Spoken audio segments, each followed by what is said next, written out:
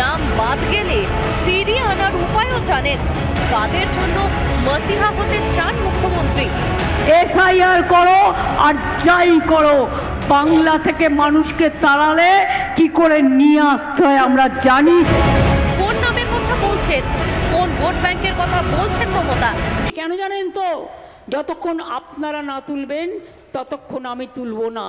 আমি যেটা বলি আমি করি, তাই আমি এখনো করিনি। কেন করিনি? 3 মাস সেন্ট্রাল মিনিস্টার ছিলাম, 7 বার এমপি হয়েছি, আর আপনাদের আশীর্বাদে শুভেচ্ছায় এর মধ্যে 3 বার চিফ মিনিস্টার হয়েছি। আমাকে আজকে প্রমাণ করতে হবে আমি নাগরিক কিনা। মাথায় নাকে খোঁজ দেওয়া ভালো এর থেকে। মমতা বন্দ্যোপাধ্যায় গতকালও বলেছেন এবং সেই খবর আমরা রাতে দেখিয়েছি, যেখানে প্রথম আমরাই ব্রেক করেছি রিপাবলিক বাংলার তরফ থেকে, যে মুখ্যমন্ত্রীর এসআইআর ফর্ম সাবমিট হয়ে গিয়েছে, জমা হয়ে গিয়েছে বিএলও অ্যাপে। পরিষ্কার তার পার্ট নাম্বার থেকে শুরু করে তার সিরিয়াল নাম্বার থেকে শুরু করে সমস্ত কিছু পরিষ্কার দেখানো হচ্ছে এবং তিনি সাবমিট, তার বিএলওর যে অ্যাপে সেই ফর্ম সাবমিট হয়েছে অর্থাৎ জমা হয়ে গিয়েছে তা পরিষ্কার দেখানো হচ্ছে। অথচ মমতা মিথ্যাচার করছেন। গতকাল সকালেও বলেছেন যে তিনি নাকি এসআইআর ফর্ম ফিল আপ করেননি। স্পষ্ট দেখা যাচ্ছে ফর্ম জমা পড়ে গিয়েছে। শুনলেন আপনারা, একের পর এক অসত্য। 11ই ডিসেম্বর কৃষ্ণনগর নদিয়া দুপুর 12টা থেকে 2টো বা 2:30টার মধ্যে উনি বললেন, মমতা ব্যানার্জি, যে উনি স্যার ফর্ম জমা দেননি। অথচ ওই দিনেই বিভিন্ন মিডিয়ায় খবর এলো কনফার্ম যে ওনার স্যার ফর্ম জমা পড়ে অ্যাপ্রুভ সব হয়ে গেছে। তার মানে জমা অনেক আগে দিয়েছেন, জমা দিয়ে ফিল আপ। তাহলে দর্শকদের, যারা ওনার কথার উপর ডিপেন্ড করেন, বিশেষত ওনার ভোটাররা, বিরোধীদের বাদ দিন, বিরোধীরা না হয় বলবে মিথ্যে কথা বলছে, কিন্তু যারা ওনাকে বিশ্বাস করেন, ওনার কথায় বিশ্বাস করে অনেক বৈধ ভোটার, যারা মানে বিপ্লব করে যে দেব না ফর্ম জমা, এরকম অনেক থাকবেন। কেন উনি বারবার বলে গেছেন স্যার এনআরসি, স্যার এনআরসি, আমি জমা দেবো না, সবার না হলে। দেখা গেল উনি অনেক আগেই জমা দিয়ে দিয়েছেন। এটা তো লোককে পুরো বিপথে চালিত করা। কেন? এই স্যার নিয়ে একবার না দুবার না অনেকবার বলেছেন। তারপরে যখন বিরোধীরা বলেছিল ওনার বাড়িতে বিএলও গেছে, তার কাউন্টার করে, মানে তাকে প্রতিরোধ করতে উনি বলেছিলেন অন্য কিছু।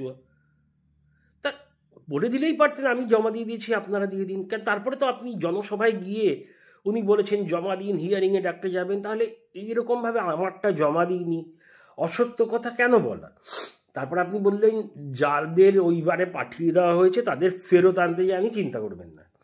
প্রথমত, first of all, sir voter identify করার প্রসিডিওর, ভারতীয় ভোটার, ফরেনার্স অনুপ্রবেশকারী আইডেন্টিফাই করে তাড়ানোর প্রক্রিয়া, প্রসিডিওর নয়। তবে সেটা নিশ্চয়ই হবে, কোনো কালে হবে। কেন, অনুপ্রবেশকারী তো কেউ ছেড়ে রাখে না। আমেরিকা থেকে শুরু করে জাপান, চীন সবাই তাড়িয়ে দেয়। ইউরোপে তো প্রচুর আসে, ওটা বিশাল প্রবলেম। অনুপ্রবেশের ওরা আইডেন্টিফাই করে করে তাড়ায়, নয়তো ডিটেনশন ক্যাম্পে রাখে, ওরা অন্য নামে ডাকে। যাই হোক, কিন্তু আমাদের সেটা হচ্ছে না।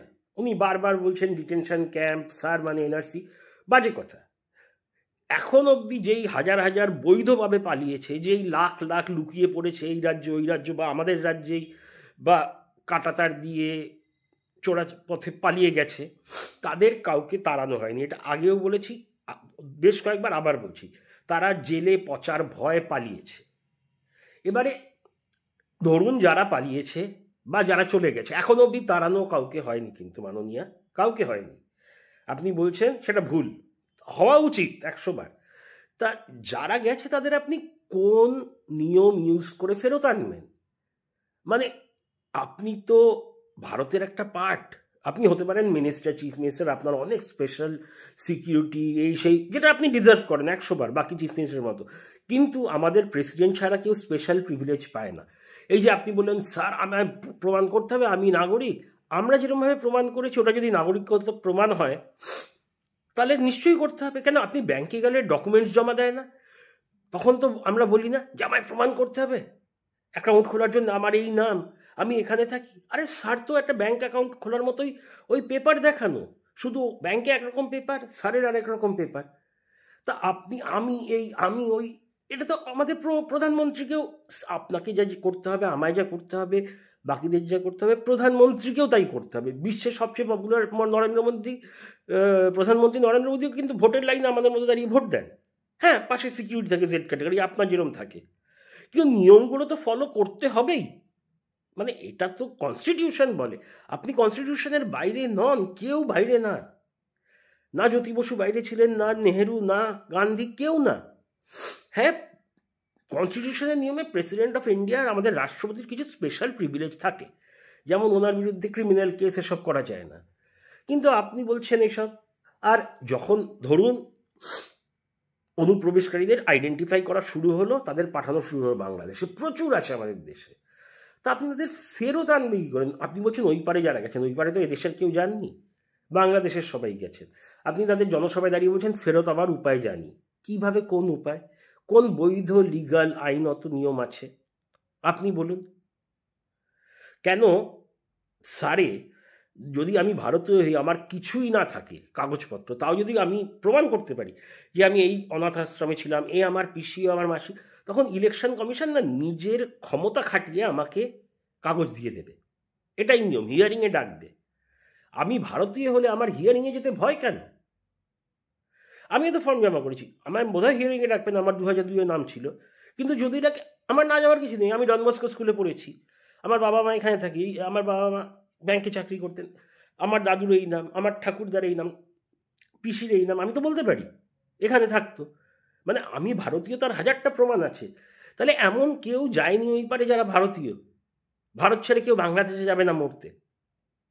আপনি কন্টিনিউয়াস অসত্য কথা বলছেন, আবার ভুল বোঝাচ্ছেন আমাদের না, আমরা বিরোধী। আমি তো ওপেনলি বলছি আমি তৃণমূল বিরোধী, কিন্তু যারা তৃণমূলকে সাপোর্ট করে, আপনি খোলা মঞ্চ থেকে আশ্বাস দিচ্ছেন ওই পারে যারা যাবে ফেরত আনতে জানি। কিভাবে আনবেন আপনি বলুন? কোন আইনে আনবেন? কোনো মুখ্যমন্ত্রী আনতে পারেন, প্রধানমন্ত্রীও আনতে পারবে না যতক্ষণ না একটা ল এনাক্ট হচ্ছে, সুপ্রিম কোর্টের কেস হয়ে কিছু একটা অফিসিয়াল হচ্ছে, আনা যাবে না। হ্যাঁ, যেভাবে এসছে ওরা, যেভাবে ভোটার কার্ড পেয়েছে, আধার কার্ড পেয়েছে, আপনি যদি বলেন ওই পদ্ধতি, তাহলে আমার কিছু বলার নেই। কিন্তু আপনি মুখ্যমন্ত্রী হয়ে যদি এই কমেন্টটা করেন, তার একটা লিগাল ভ্যালিডিটি আছে, একটা ওয়েট আছে, একটা ওজন আছে। আপনার কথার পশ্চিমবঙ্গে বোধহয় সবচেয়ে বেশি ওজন আছে। তা আপনি কোন প্রসিডিওরে আনবেন এটাই জানার। আর স্যার নিয়ে প্লিজ সত্যি কথাটা বলে দিন। আপনাকে বলতে হবে না আমি মিথ্যে বলেছি বা আমি অসত্য বলেছি, আপনি শুধু এইটুকুনি বলে দিন আমিও করে ফেলেছি স্যার, আপনারাও জমা করে দিন। আর কিচ্ছু চাই না তো, তাতে আপনার সমর্থকরাই সুবিধা পাবে। আপনার বিরোধীরা বিশ্বাস করে না তো আপনি যেটা বলছেন, আপনার সমর্থকদের জন্যই বলছি। ধন্যবাদ। দর্শকরা জানাবেন কেমন লাগলো। জয় হিন্দ, বন্দে মাতরম।